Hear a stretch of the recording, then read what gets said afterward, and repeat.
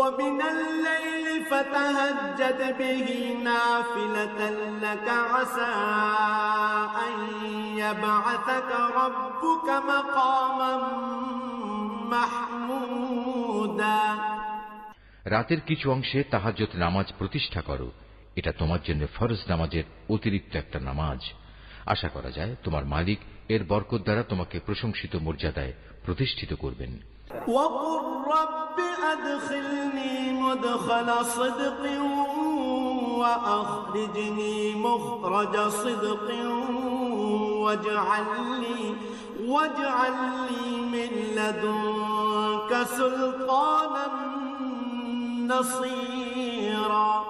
তুমি বলো, হে আমার মালিক, যেখানেই আমাকে নিয়ে যাও না কেন তুমি আমাকে সত্যের সাথে নিয়ে যাও, এবং যেখান থেকেই আমাকে বের করো না কেন সত্যের সাথেই বের করো।